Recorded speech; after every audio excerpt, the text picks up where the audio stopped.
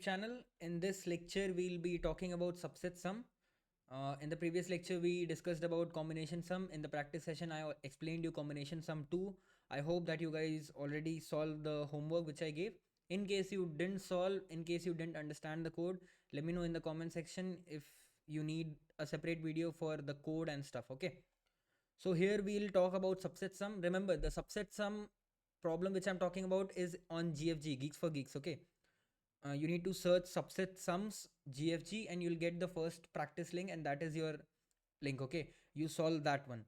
So in this lecture we'll be solving that question and we'll see how we can do it. Okay, so let's begin.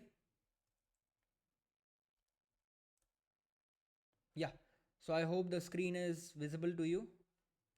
Here if I'll write the heading, that is subset sum. Array, somebody is sending snap. Subset sums. The problem name is subset sums, right? Remember, perfectly fine. So now the question says, given an array of integers, ARR of integers, return the sums of all subsets in the list, right? Return the sums in any order. Earlier, you know, the question was a bit modified. The question used to say, return the sums in increasing order. So instead of any, make it increasing. Okay, we'll discuss the increasing one because any order is very easy. We'll discuss the, what you say, the increasing order. That means, let's say this is your subset, this is your set. Let me explain you on the new page. Let's say this is your set 2, 3. So you make the subsets. What will be the subset? One would be the empty set, 2, 3 and 2, 3, right? Now here the sum is 0, the sum is 2 here, the sum is 3 here, and here it is 5, right? So here if you notice 0, 2, 3, 5. In sorted order you get 0, 2, 3, 5. This is your answer. This is your answer, right? Same way the other test case works, 1 to 1. You form all the subsets and you come up with a solution, right? Again, if you notice, it's very easy. Pick and not pick approach is working. How? Let's see. Let's try to see. Let's say you have your set looking like 2, 1, 3. Okay, 2, 1, 3 is your set. See here in the question, you don't need the elements, you just need the sum. So let's say, let me take another page. I say 2, 1, 3, and currently let's say my sum is 0. Right? Right now I'm standing at 2. Now from here I have two choices. For 2 I have two choices. What? First we form the subset, and we whenever we add an element to our subset, we add it to the sum. That's it, right? Let's say we choose 2 or pick 2. So what will happen when I pick 2? The value of sum will change. What will be the value of sum? Sum will become 2, right? And let's say if I don't pick 2, np2, what is the value of sum? Sum becomes 0. It stays 0. Why? Because I didn't pick 2. Now what would be the case for the array here? If I talk about the case for array, it would be 2, 1, 3, and I'll move to the next element. You remember that the left recursion tree will be first executed, and after that your right recursion tree is executed. So first we proceed with the left part and then we move to the right part. Okay. So this is 2, 1, 3. We move to the next element. Again, you get the two choices. That is pick 1 or not pick 1. Very simple, right? Pick 1 or not pick 1. Very fine. Let's say if I pick 1, what will happen? The sum will change. Since your sum here is 2, the sum will become, since you picked 1, so sum will become 2 plus 1, that is 3. 2 plus 1, that is 3, and you will move to the next index. So 2, 1, 3 it is, and from here you move to 3, right? Now again, since you move to the next index, from here you have two choices. That is either pick 3 or not pick 3, right? Let's say if you pick 3, what happens? You move to the next index. You move to the next index. What is the value of your sum? What's the value of your sum? Your sum becomes 3 plus 3, that is 6. 3 plus 3, that is 6. Now if you notice that there is no index that is existing, so what you do? You backtrack. You go back, you wait at this function call. Now I ask you, what do I ask? What's the value of sum? What's the value of sum? Some value will remain 3 itself.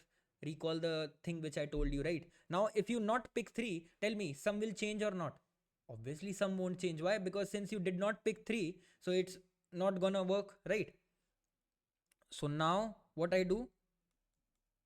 I not pick 3. I not pick 3. That means my sum remains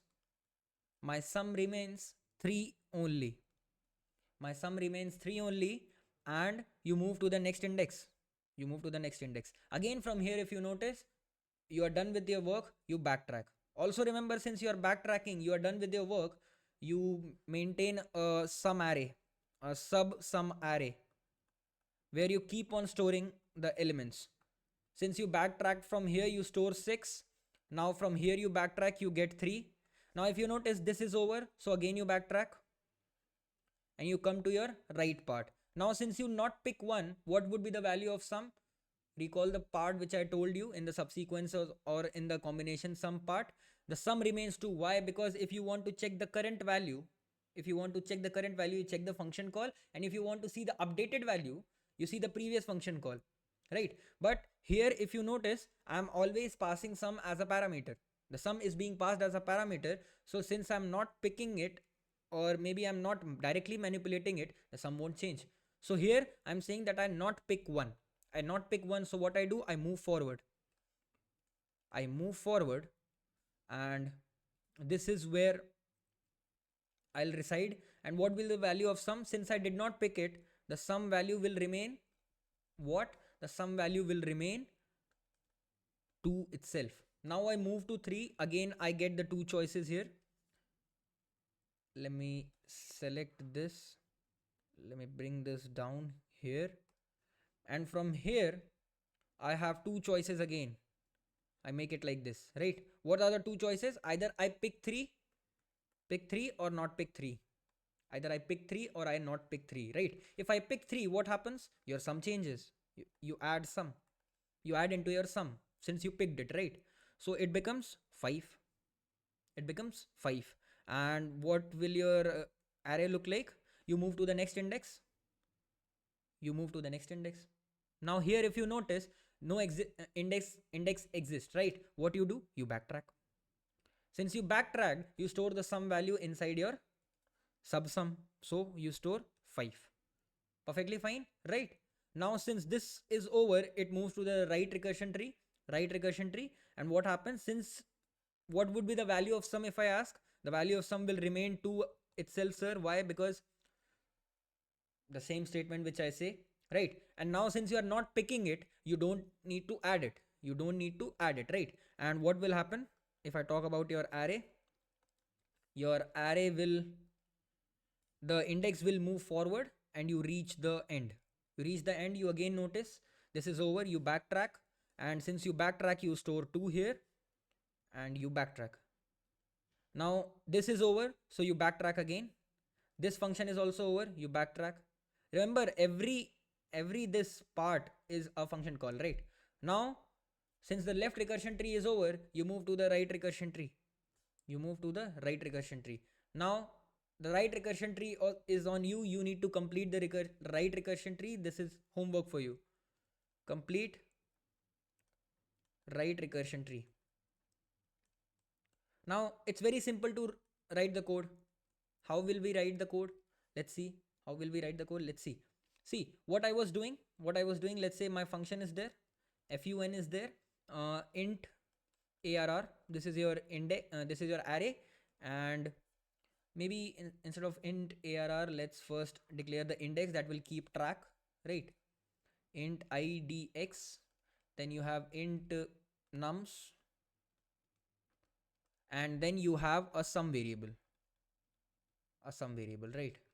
First we pick. If I pick, what happens? No need to add it into a data structure. We don't require 312.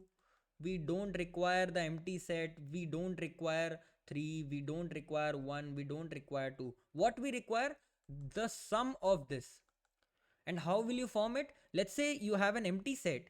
If I pick 3, I add this into 3. So obviously currently my sum was 0. When I pick 3, that means you are adding it into the subset and the sum should change. It should become 3. So that's why I'm just minding the value of sum. I don't care what is going inside my set. No need to maintain the, the subset. No need to maintain it. Right? I hope I'm clear with what I'm trying to say. So what I do, I pick it. So I move to the next index. Num stays as it is. Now since I picked it, what should I write? Sum plus nums of I. Right? This is my pick part. Pick. Now let's say I don't pick it. After picking, I don't pick. How will I not pick? Remember, if I'm not picking, the sum remains as it is. I move to the next index. Nums and it remains sum. Now don't say that, sir, I should write sum minus nums of I. Don't question this. I'm telling you. Don't talk about this. I will kill if you say that I should write this. This is wrong. Okay. It remains sum. It is as it is, right? Now think, when should my recursion stop? If you try to recall, the recursion will stop when my IDX goes out of bounds. That means IDX is greater than nums of I. And IDX is greater than nums of I. Not nums of I actually. Nums dot size. Right? So what you do here, you store the sum value inside your output array. Let's say I have a output array. So I write output dot add sum. And here I pass output array. Right? Let me pass output array. Int output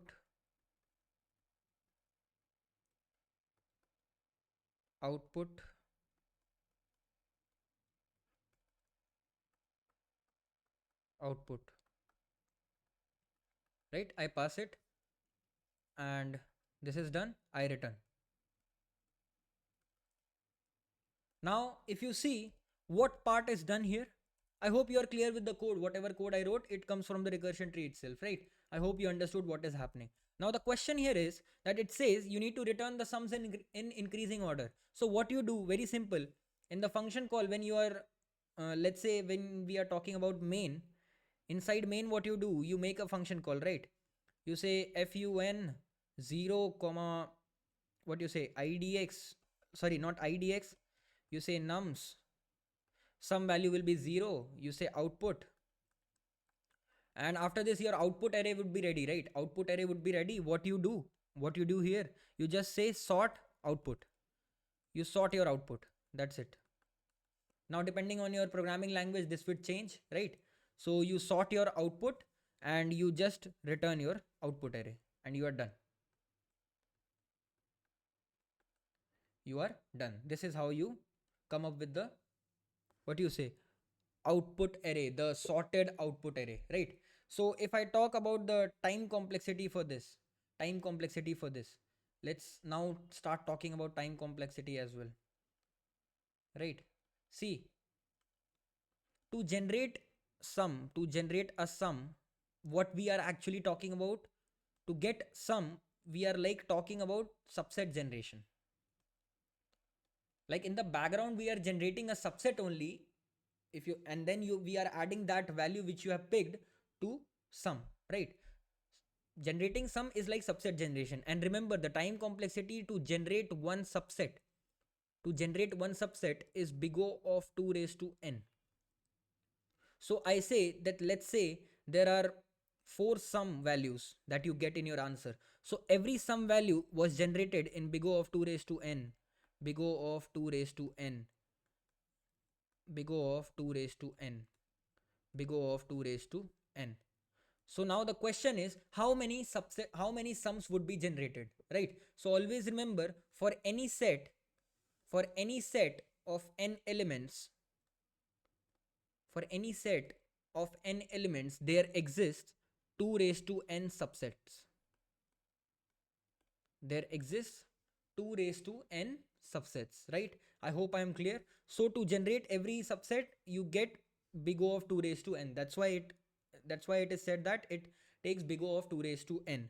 So now after generating all the sum, what you are doing is you are storing it in the output array and you are sorting it. So how many elements exist now? How many sums are this? These are 2 raised to n sums. These are 2 raised to n sums, right? Because every sum denotes a subset. And I told you how many subsets exist. 2 raised to n subsets exist, right? So how many elements exist? 2 raised to n elements exist. Now what I say, when you sort, what's the time complexity for sorting? It is n log n.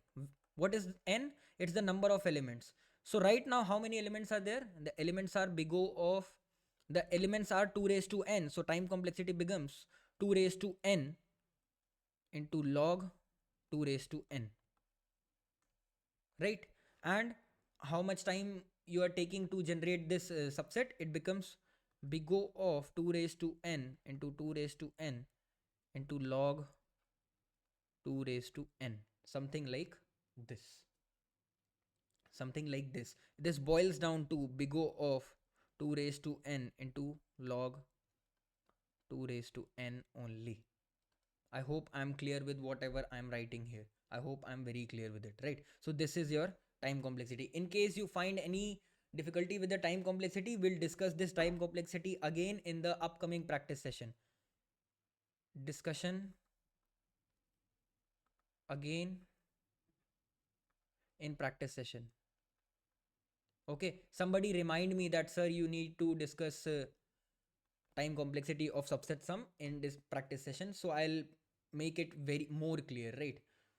Because see, this question is very redundant. It's very simple case of what do you say, pick and not pick. Subset sum 2 will come with some duplicates and stuff. For now, it's very easy, right?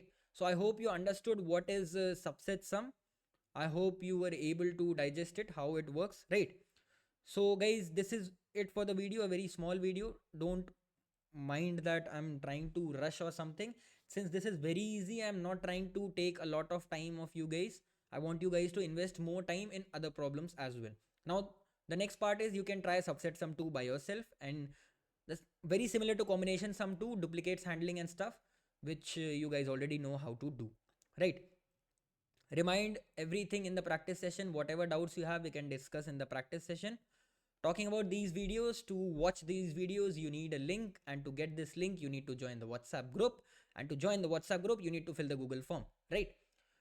The Google form link is in the description, so you can fill your contact details and I'll try to add you to the WhatsApp group from where you can get the video links. Why? Because these videos are unlisted on my YouTube channel, so you need a link to open it, right?